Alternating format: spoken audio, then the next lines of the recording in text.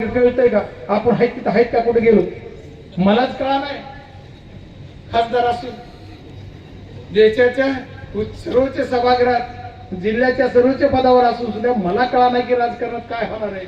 आता तुम्हाला काय बोलावा त्याच्यामुळे काही विषय नाही, अवघड झालंय. आपण फक्त सर्वजण एक दिला नाही कुटुंब म्हणून एक घर म्हणून आहोत, येडेश्वरी परिवार म्हणून आपण सर्वजण एकत्रितरित्या काम करतो. अशाच पद्धतीने करू, पण कार्यकर्त्याच्या निवडणुकीत कुठेही पळून जाणार नाही. सर्वांना न्याय द्यायचा प्रामाणिकतेने प्रयत्न करू. आणि या सर्व गोष्टी करत असताना एखाद्याला ठीक आहे एकाच गोष्टीचं जसं उसात खालीवरी तसं तिकिटात सुद्धा खालीवरी होते, तसंच आता कमी जास्त जरी इच्छाशक्ती बऱ्याच जणांची असली तरी कुणी म्हणते काय होते, पण सर्व क्रायटेरिया लावून सगळं करून त्याच्यातूनही चुकतंय. आम्ही बी कुठे एखाद्या वेळी बऱ्याच म्हणजे आम्ही तरी काय माणसंच आहेत ना, मी जरी असलो तरी चुका होऊ शकतात. त्याच्यामुळे चुका नाही व्हायचा प्रयत्न करू, पण होऊ शकतात. त्याला सुद्धा तुम्ही सर्वजण साथ द्यायला अपेक्षा करू. येणाऱ्या काळात जिल्हा परिषद पंचायत समितीच्या निवडणुकीच्या शुभेच्छा पण तुम्हाला, आणि प्रजासत्ताक दिनाच्या तर दिल्यातच ऑलरेडी. आमच्या ताईने आणखी एक विषय मागणी केली, येडेश्वरी फाउंडेशनच्या माध्यमातून तुम्हाला जे काही करायचं असेल ते करायला खासदार म्हणून तुमच्या सोबत आहे. तुमचा भाऊ तुमच्या या गोष्टीला सोबत आहे. तुम्ही पूर्ण जिल्हाभर काम करा, कारण जिल्हा हेच कार्यक्षेत्र आपलं आहे. आता तालुक्यापुरतं शेतताईने केलं, त्याच्या पुढे आणखी तुम्ही सगळी विंग वाढत तुम्ही सर्वजण एकत्रित करून तुम्ही करा. मला काही अडचण नाही, उलट आनंद आहे. आणि प्रियदर्शिनी अर्बन बँकेच्या माध्यमातून द्यायचा प्रयत्न केला, त्यांना सूचना केल्या त्याप्रमाणे ते पण देत आहेत. त्यामुळे तिकडनं आपल्याला ती पण आणखी आर्थिक मदत काही करतायत. तर महिलांचे पैसे 100% वसूल होतात. जसे शेतकऱ्यांचे माझे 100% होतात, शेतकरी सुद्धा 100% होते. रोड पासून पलीकड इकडं जर भानगड होती, आता असं वारंवारी करताना बी नाही भानगड, पण आता खरं बी बोललं पाहिजे कुठंतरी, खरं बोलताना बी भानगड. त्याच्यामुळं निष्ठावंत सरांनी सांगितलं 15 वर्ष काम निष्ठावंत, एवढं सगळं असून सुद्धा पुढच्या वेळेस निवडून येणार आहे का? सर्वात मोठा क्रायटेरिया ते असं की आता निवडणुकीला वरून निवडून येणार आहे का, हा पण क्रायटेरिया लावा लागेल. ते तर आहेच आहे, तुमच्या निष्ठेला किंमत आहे, पण निवडून नाही आल्यावर काय करायचं? आता गणित कुठे येतंय निवडणुकीचं? निवडून आल्यावर जितावं सिकंदर.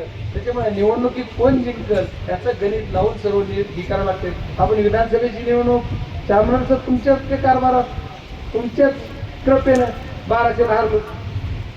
जर अंबाजोगाई जर गेला असतं तुमच्या लोकांत तरी हरलो नसतो. त्याचं पाहत ज्यांनी विरोध केला ती गोष्ट, आणि मी मदत करून माझ्यावर नाराज वारे धंदा, ही पद्धत कशी जमा? त्याच्यामुळे ती जाऊ द्या, त्याच्यामुळे ते सुद्धा बघावं लागेल.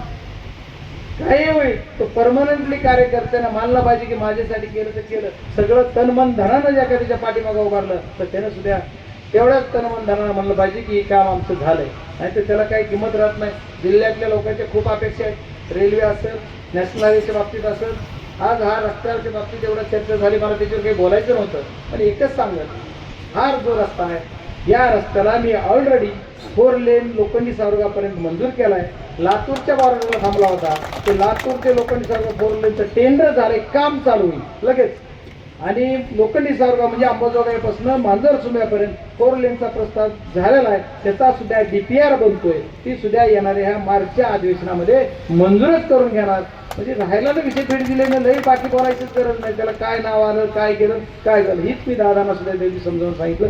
हाच मला पुढं करताना 4 लेनचा झाला, त्याच्यानंतर पुढचा 4 लेन आणखी आता आपण रस्ता तिकडून जामखेड याच्यापासून इकडे चुंबळी फाट्यापर्यंत जुटला, इकडून जुटलाय. तुमचा रस्त्याला तर होणारच आहे. तो तुमचा जो आपण रस्त्याची मागणी बीडजीला करतोय तो 100% होईल. सगळे म्हणतात म्हणून मी पत्र देतोय, मी त्या गोष्टीत सहमत आहे, पण ते रस्ता ऑलरेडी कम्प्लीट केला आहे. त्याच्यामुळे त्याला काही वेगळं बोलायची गरज राहिलेली नाही. तर कुणीतरी काहीतरी सांगतंय, तिकडला मंत्री उगाच काहीतरी पत्र देतो.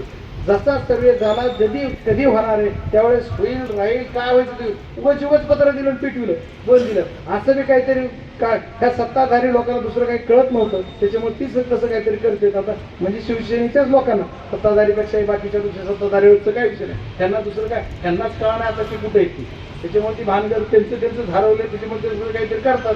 धाराशिवच्या पालकमंत्र्यांनी आपलं पत्र उगाच देऊन दाखवलं, खरं खोटं काय माहीत नाही, काहीतरी केलं. त्याच्यामुळे आता मंत्री महोदयाला बोलायचं काही एवढं मला राईट्स नाही, पण काहीतरी खरंही बोललं पाहिजे. त्याच्यामुळे हा रस्ता ऑलरेडी आपण आपल्या बीड जिल्ह्याच्या हद्दीत तर बऱ्यापैकी कंप्लीट झाला. आष्टीपासून चोंबळी फाट्यापर्यंत संपतोयच आता, जामखेड ते सौताळा फाट्यापर्यंत झालाय, सौताळाच्या तिथपर्यंत थोडा राहिलाय. म्हणजे सिमेंट करून झालंय, पण त्याला 4 लेन नाही 2 लेनचं पण तो झालेला आहे. आणि ही 4 लेन आपला मांजर सोयीपर्यंत होतोय.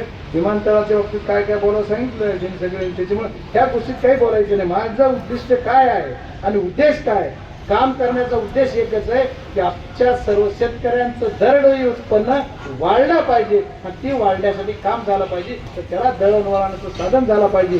रेल्वेचा विषय जो आहे, दुसरी काही मागणी मान्य होईल का नाही होईल बापू जाऊ द्या, तुम्ही खूप वेळ सगळं बोललात, पण कळंबला रेल्वे मध्ये आणून देतो एवढा शब्द तुम्हाला देतो, जाऊ द्या बापू. तर काय असेल ते आता काय उघडं बोलत नव्हतं मी. माझ्या चिंचोलीच्या लोकांनी मला लई टोकलं. तुमच्यापेक्षा मलाही काळजी आहे ना, काय काळजी करणं, येईल आपल्या इकडून रेल्वे आपल्या इकडून जाईल असं म्हणतात. आज सांगतो कारण ते बऱ्याच गोष्टी पुढे नेल्यात म्हणून, नाही तर मी तेवढे 1-5-6 महिने काही बोललो नाही तिथं. तर ती रेल्वे सुद्धा आपल्याला, आणि आपल्या कार्यकाळामध्ये त्याचं ॲक्वायझेशन म्हणजे जी भूसंपादनाची आपण प्रक्रिया तरी पूर्ण केली तरी भरपूर काही झालं ते होईल अशी अपेक्षा करून चालू आहे. त्याच्यात आता काय काय होईल, राजकीय उलाढाल आलायची, राजकीय इच्छाशक्ती पाहिजे, आणि राजकीय इच्छाशक्ती असली तर राजकारणाचा वर्ग असता पाहिजे. आणि एवढंच नाही तर या सुद्धा ही पॉलिसी मॅटर आहे. याचं क्रेडिटेबल कुणाला घ्यायचं, क्रेडिट कुणाला जायचं, काय करायचं, हा विषय खूप मोठा आहे. सरकारचा विषय वेगळा आहे. त्याच्यामुळे आता सरकारमध्ये बरेच काही बदल होणार आहे. तुम्ही आणखी 2 महिन्यांना बरंच काही पाणी जाणार आहे. मी काय उगाच हवेत गोळ्या मारत नाही, कधी काही बोलत नाही, असं कधी बोलत नाही. त्याच्यामुळे तुम्ही काय काळजी करू नका, सगळं काय बरोबर होईल. जे लोक म्हणायचे त्या खासदाराला डीपीडीसीचा 1 रुपया मिळणार नाही म्हणायचे काय, जी म्हणायचे त्यांनाच किती मिळाले तरी सांगावं. पण माझ्या कार्यकर्त्याला बीड जिल्ह्यातल्या जेवढ्या ग्रामपंचायती तिथं 10 लाख तरी द्यायचा प्रयत्न केलाय. केस तालुक्याचा विषय सोडा, केस तालुक्याच्या तर कुणी एक कार्यक्रम भेटला तरी मला एकच का काम दिला, तू बघ जरा पाईपलाईन एक आहे आणखी, त्याचं नाव नाही सांगा, आताच भेटलंय मला आणखी एक आहे, पण ती जरा दम बी नाही. आता जरा वर्गवारी होती ना, इसवडगावचं समजा एक उदाहरण सांगितलं, इसवड फरक होतो, त्याच्यामुळे थोडं ठीक आहे. पण जिथं की काय झालंय, कुणीतरी कुठंतरी त्याला कुणीतरी पंप मारतं, आज तुला काय दिलं येते ना, मग त्यांनी सगळं खाऊन बसून मी करते तसं. त्याच्यामुळे काहीतरी असतं, त्याच्यामुळे एखादा विषय असतो त्याच्यावर जाऊ द्या. पण त्याच्यामुळे काही काळजी करू नका, सर्व काही व्यवस्थित होईल. आणि आपण सर्वजण ताकदीनं पुढच्या काळामध्ये राजकीय इच्छाशक्ती देऊन काम करू, लोकांचा विकास करू. पंचायत समितीच्या माध्यमातून लोकांची ही भ्रष्टाचाराची जी मालिका आहे ती थांबली पाहिजे. जिल्हा परिषदेच्या माध्यमातून लोकांना कमी अधिक सर्वसाधारण लोकांचा जिल्हा परिषदमध्ये एवढा जरी संबंध येत नसला तरी जिल्हा परिषद आता खासदार आमदारांना आम्हालाच वाटते राहू द्या, नाही झाली तर नाही झाले, आमचं चाललं दुकान असंही आहे. त्याच्यामुळे आता ठीक आहे, त्याच्यावर काय विनोदाचा भाग सोडून देऊ, पण आपण सर्वजण ताकदीनं त्या गोष्टी सुद्धा करू. आणि पुढच्या काळामध्ये आपण सर्व ताकदीनं, रेल्वे असेल, नॅशनल हायवेचा हा विषय झाला, त्या सर्व गोष्टी करताना बघा यावर्षी पहिल्यांदा आणेवारी एवढा पाऊस पडून सुद्धा बीड जिल्ह्याची आणेवारी 50च्या आत आली. जर तुम्ही सर्वांनी विमा भरला असता तर ते विमाचा याचा अर्ज केला तर तक्रार तिथे एवढं सुंदर शेतकऱ्यासाठी काम करतोय. आणि आपल्या इथं सुद्धा आपल्या काही मी शेतकरी करतो, शेतीची माहिती असली पाहिजे. आज शासनाने काय योजना दिल्या त्याची माहिती पाहिजे. त्या सर्व गोष्टी जर आपण केल्या तर बाकीच्या कागदोपत्रावरच आपलं सगळं चालतंय. तिकडं शेतात मेहनत करण्यापेक्षा कागदावरच पैसे मिळतात बा. जसे बीड जिल्ह्यात काही विकास कामं न होता कागदावर पैसे होते ना, तर शेतकऱ्यांना सुद्धा कागदोपत्री चांगले पैसे मिळतात. आपण उत्पादनावर वाढ करून आपण जर कमी म्हणजे आपल्याला जमीन कमी असली तरी कागदोपत्री जर मेहनत घेतली तर ती सुद्धा चांगली होती. आपल्याला माहिती कमी असते, त्याच्यामुळे माहिती तुमच्यापर्यंत देणं सुद्धा खासदाराचं काम आहे, ते आपण देऊ. बाकी आणखी भरपूर विषय, जास्त विषयाला काही न बोलता प्रत्येकाचे विषय वेगळे वेगळ्या अपेक्षा आहेत, सर्व वेगळ्या विषय आहेत. आणखी आमच्या पैठणकरांनी एक मागणी